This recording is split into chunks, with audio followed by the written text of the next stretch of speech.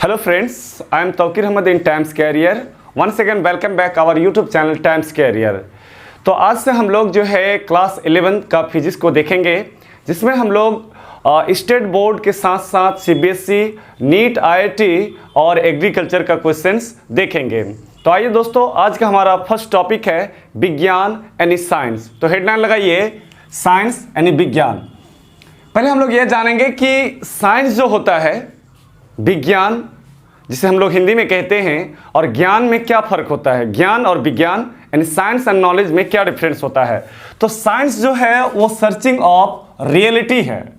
अगर हम साइंस की बात करें तो वो क्या है, सर्चिंग ऑफ रियलिटी यानी सत्य की खोज करता है।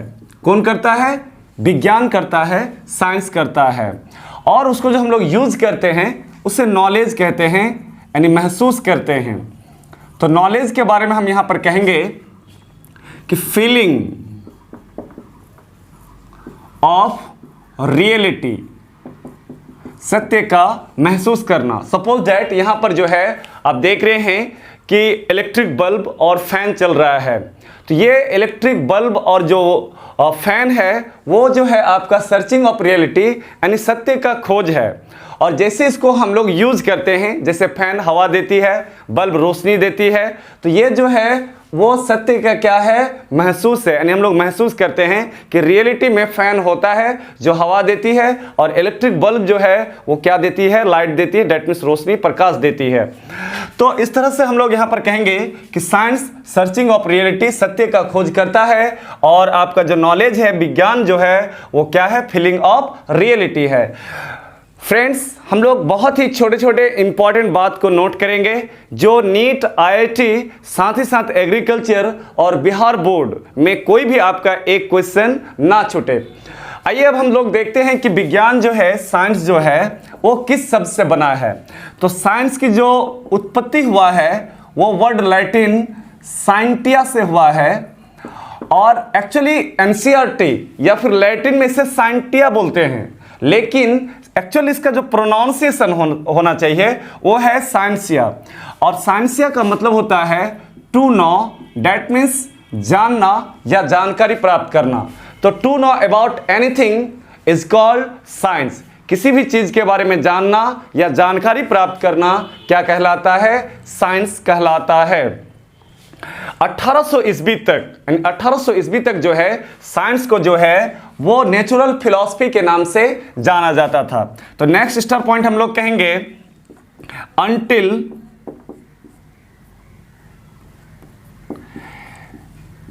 1800 AD। डियर फ्रेंड्स, यहां पर दो वर्ड नोट करने वाला है जो काफी इंपॉर्टेंट है। एक वर्ड हम लोग यूज करते हैं ईस्वी, और एक वर्ड का यूज करते हैं ईसा पूर्व।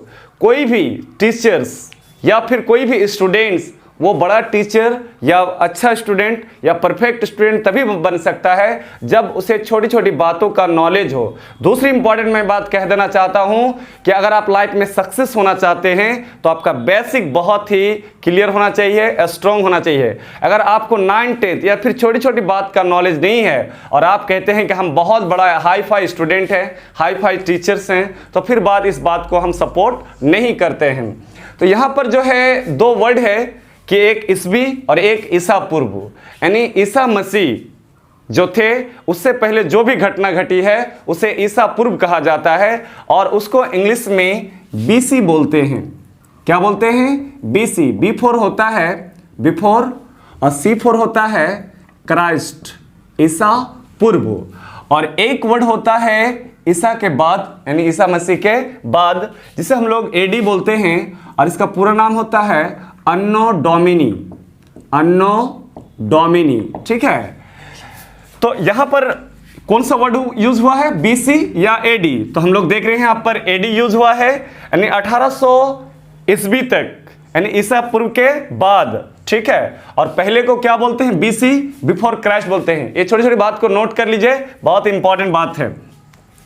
तो 1800 ईस्वी तक जो है विज्ञान को जो है नेचुरल फिलॉसफी के नाम से जाना जाता था। तो यहां पर हम लोग कहेंगे नेचुरल फिलॉसफी, फिलॉसफी हिंदी में इसे कहा जाता है प्राकृतिक दर्शन। काफी इंपॉर्टेंट पॉइंट है कि 1800 ईस्वी तक विज्ञान को किस नाम से जाना जाता था? नेचुरल फिलॉसफी के नाम से जाना जाता था। साइंस का जो जनक है यानी फादर ऑफ साइंस, विज्ञान का जो जनक है वो अरस्तु को कहा जाता है और इंग्लिश में से एरिस्टॉल कहा जाता है। बहुत सारे बच्चे ऐसे हैं जो इसको एरिस्टोटल पढ़ता है। मेरे भाई ये जो टी है वो साइलेंट रहता है, तो जब वो टी साइलेंट रहेगा तो इसका प्रोनाउंसिएशन क्या होगा? उच्चारण एरिस्टॉल होना चाहिए। आप क्या पढ़ते हैं? एरिस्टोटल। बिल्कुल गलत है। तो इसका जो प्रोनाउंसिएशन है वो है एरिस्टॉल और हिंदी में बोलते हैं अरस्तु बोलते हैं। और अरस्तु जो है वो एक महान दार्शनिक और फिलोसफर थे। तो विज्ञान का जो जनक है वो एरिस्टॉल को कहा जाता है। अब है कि विज्ञान का हम लोग छोटा छोटा डिफिनेशन देखेंगे। वैसे डिफिनेशन बहुत सारा डिफिनेशन है साइंस का। तो पहला डिफिनेशन है the knowledge which gained by human from observation and experiments it's systematic study is called science. मनुष्य को प्रयोग और परीक्षण से यानी एक्सपेरिमेंट और ऑब्जर्वेशन से जो ज्ञान प्राप्त होता है उसके क्रमबद्ध मतलब एक के बाद एक अध्ययन को ही क्या कहा जाता है? साइंस कहा जाता है। तो ये थोड़ा सा लंबा डिफिनेशन है, कोई बात नहीं। तो यहां पर हम लोग लिखेंगे knowledge which gained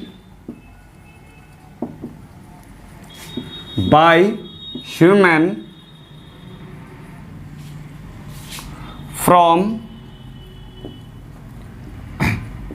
observations and experiment its systematic study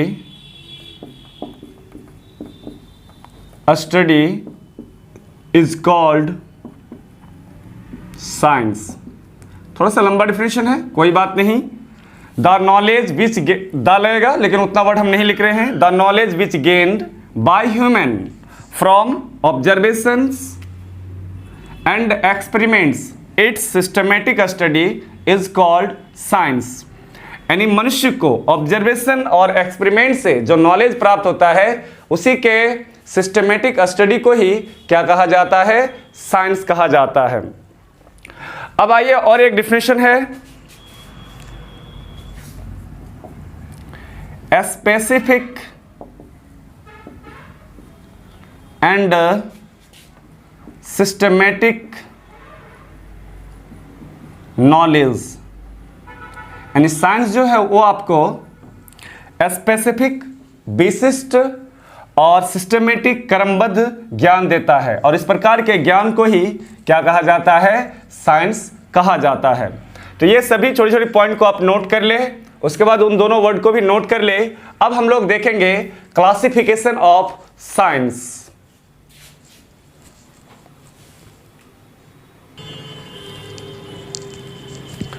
तो अब हम लोग डिस्कशन करेंगे कि classification of science, classification of science, विज्ञान का वर्गीकरण। तो आइए जानते हैं कि क्लासिफिकेशन ऑफ साइंस क्या होता है। 1800 ईस्वी तक संपूर्ण विज्ञान को नेचुरल फिलॉसफी के नाम से जाना जाता था, लेकिन 1800 ईस्वी के बाद जो है साइंस का क्षेत्र बहुत ही ज़्यादा डेवलप हो गया और काफ़ी वाइटल यानी विशाल हो गया, जिसके कारण साइंटिस्ट ने विज्ञान को सजीव और निर्जीव, लिविंग और नॉन लिविंग के आधार पर दो भागों में डिवाइड कर दिया। तो पहला भाग है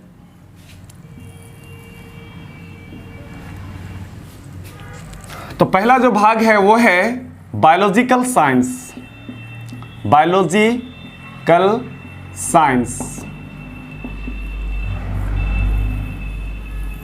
और दूसरा जो भाग है वो है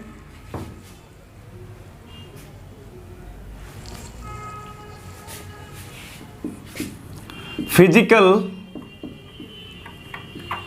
साइंस। तो वो कौन कौन सा दो भाग है? पहला है बायोलॉजिकल साइंस, जैव विज्ञान, और दूसरा होता है फिजिकल साइंस, जिसे भौतिक विज्ञान कहा जाता है। तो बायोलॉजिकल साइंस जो है वो लिविंग थिंग्स यानी जीवित वस्तुओं के बारे में अध्ययन किया जाता है। तो इसके बारे में हम लोग कहेंगे study of living things. Study of living things, जीवित वस्तुओं का अध्ययन करना ही क्या कहलाता है? Biological science. और इसके बारे में हम लोग कहेंगे फिजिकल साइंस के बारे में study of non living things. Study of non living things और स्टडी ऑफ लिविंग थिंग्स, जीवित वस्तुओं का अध्ययन करना ही क्या कहलाता है? Biological science. और निर्जीव यानी जो नॉन लिविंग और जीवित होता है उसके बारे में अध्ययन करना क्या कहलाता है? फिजिकल साइंस कहलाता है, यानी study of non living things. अब यहाँ पर क्वेश्चन उठ रहा है कि दुनिया में जितने भी वस्तुएं हैं वो दो कैटेगरीज में ही आते हैं, पहला है लिविंग और दूसरा है नॉन लिविंग। लेकिन एक ऐसा चीज है जो दोनों चीज में आता है और उसका नाम है वायरस। तो यहाँ पर हम लोग कहेंगे, ध्यान दो, और स्टार पॉइंट में मैं बता रहा हूं आप लोग को कि virus is in the boundary line of living and non living. Living और नॉन लिविंग के बीच यानी बाउंड्री लाइन होता है। मान लो कि ये लिविंग है और ये नॉन लिविंग है और ये एक बाउंड्री लाइन है और बाउंड्री लाइन में जो है वो वायरस होता है। डेट मीन्स वायरस जो है कभी कभी लिविंग जैसा बिहेव करता है और कभी कभी जो है नॉन लिविंग जैसा बिहेव करता है। और ये जो है इसका जो स्ट्रक्चर होता है वो क्रिस्टल जैसा होता है। तो आप जब बायोलॉजी में स्टडी करेंगे वायरस के बारे में, जिस ब्रांच में वायरस का अध्ययन किया जाता है, जीवाणु, विषाणु, कीटाणु के बारे में अध्ययन किया जाता है, तो वहाँ पर आपको टीचर जो है डीप एंड डिटेल बताएंगे कि किस तरह से कब लिविंग हो जाता है और किस तरह से जो है वो नॉन लिविंग होता है। चूंकि उसमें डीएनए तो होता ही है, लेकिन डीएनए के साथ साथ protein, nucleic acid, carbohydrate, glucose, fructose, ये सब चाहिए। तो जैसे ही वो लिविंग के बाउंड्री पार करके लिविंग की ओर जाता है तो वायरस जो है वो लिविंग थिंग्स की तरह व्यवहार करना लगता है। नहीं तो ऐसे वो जो है सॉलिड में, क्रिस्टल के रूप में, ऐसे नॉन लिविंग के रूप में भी रहता है। तो वहां पर आपको ये बताएंगे। तो याद रखिएगा ये लाइन को कि virus is in the boundary line of living and non living, यानी वायरस ही मात्र एक ऐसा जीव है या प्रोटोप्लाज्म है जो वो है लिविंग और नॉन लिविंग की तरह मतलब कि बिहेव करता है। तो पहले हम लोग इस भाग को क्लासिफिकेशन कर देते हैं कि बायोलॉजिकल साइंस यानी स्टडी ऑफ लिविंग जो होता है, ठीक है, बायोलॉजी, और इसे कितने भागों में बांटा गया है? तो इसे जो है दो भागों में बांटा गया है। पहला भाग का नाम है हमारा जूलॉजी, जिसे हिंदी में जंतु विज्ञान कहा जाता है, और एक होता है बॉटनी, जिसे वनस्पति विज्ञान कहा जाता है। उसी प्रकार अगर हम बात करें फिजिकल साइंस का, तो फिजिकल साइंस को भी दो भागों में बांटा गया है। तो एक भाग है फिजिक्स और एक भाग होता है हमारा केमिस्ट्री होता है। ध्यान दो सब कोई, यानी फिजिकल साइंस को भी दो भागों में बांटा गया है, फिजिक्स भौतिक शास्त्र और केमिस्ट्री रसायन शास्त्र। अब हम लोग जानेंगे यहाँ पर कि जूलॉजी जो है उसमें किसका अध्ययन किया जाता है। तो जूलॉजी में जो है स्टडी ऑफ एनिमल्स यानी जीव जंतुओं का अध्ययन किया जाता है। तो यहाँ पर कहेंगे स्टडी ऑफ एनिमल्स। तो एनिमल्स का मतलब यहाँ पर जानवर नहीं होता है, बल्कि यहाँ पर प्राणी जो वर्ड है वो सुटेबल होता है। बहुत सारे लोग बोलेंगे कि सर एनिमल मतलब जानवर होता है, तो हाँ, जिसमें जान होता है उसी को जानवर बोलते हैं, ठीक है, लेकिन एक्चुअल में उसको जो है साइंटिफिकली नेम उसका प्राणी है हिंदी में। तो प्राणियों का अध्ययन करना या जीव जंतुओं का अध्ययन करना ही क्या कहलाता है? जूलॉजी कहलाता है।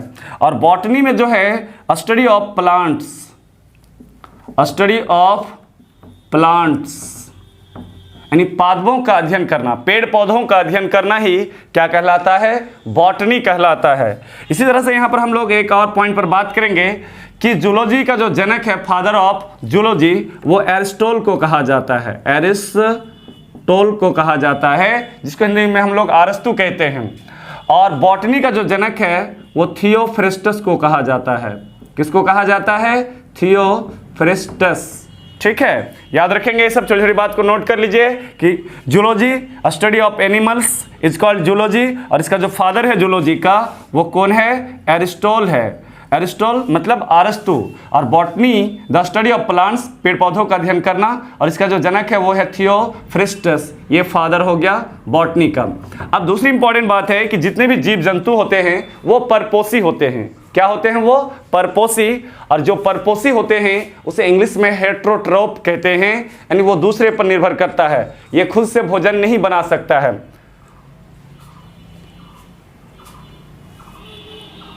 एक बच्चा कह रहा है कि सर हम लोग तो अपना भोजन खुद से बनाते हैं लॉज में, रूम में। देखो एक्चुअली ऐसा नहीं है, हम लोग भोजन बनाते हैं, लेकिन वो जो भोजन है वो हमें कहाँ से प्राप्त होता है? पेड़ पौधे, जीव जंतु, वो जो है वो दूसरे पर आश्रित होता है, यानी वो अपना भोजन खुद से रेडी नहीं कर सकता है, यानी हम दूसरे पर पादपों पर आश्रित हैं, तो इसीलिए ये जो है परपोषी होता है। ठीक है, जैसे आपको लगता है कि आप लॉज में खाना बनाते हैं या रूम में खाना बनाते हैं, तो वो बात नहीं है बाबू। मतलब कि जो हम लोग भोजन करते हैं या फिर जो भी, वो अपने बॉडी में ही निर्माण नहीं कर सकते हैं, बल्कि हम दूसरे चीज़ों पर आश्रित रहते हैं, और जो दूसरे चीज़ों पर आश्रित रहता है उसे परपोषी कहा जाता है, हेट्रोट्रॉफ कहा जाता है। तो ये जो है हेट्रोट्रॉफ होता है, और ये जो है स्वपोषी होते हैं। कौन? यानी प्लांट्स जो है वो अपना भोजन स्वयं से निर्माण करता है, सूर्य से प्रकाश लेता है, पानी जमीन से पानी लेते हैं, और खनिज लवण लेकर और क्लोरोफिल का निर्माण करके प्रकाश संश्लेषण की प्रक्रिया में अपना भोजन खुद से रेडी करते हैं। और जो अपना भोजन स्वयं से रेडी करते हैं उसे स्वपोषी कहा जाता है, और इंग्लिश में कहा जाता है ऑटोट्रॉफ।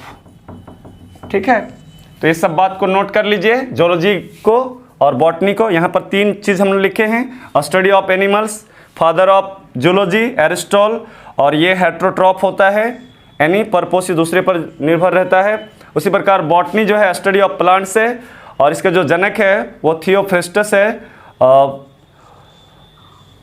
और इसका जो जनक है थियोफ्रेस्टस यानी फादर, और ये स्वपोषी होते हैं, ऑटोट्रॉफ होते हैं। तो इसी प्रकार हम लोग जो है फिजिकल साइंस को 2 भागों में डिवाइड किए हैं। पहला भाग है हमारा फिजिक्स, और जो दूसरा भाग है वो है केमिस्ट्री।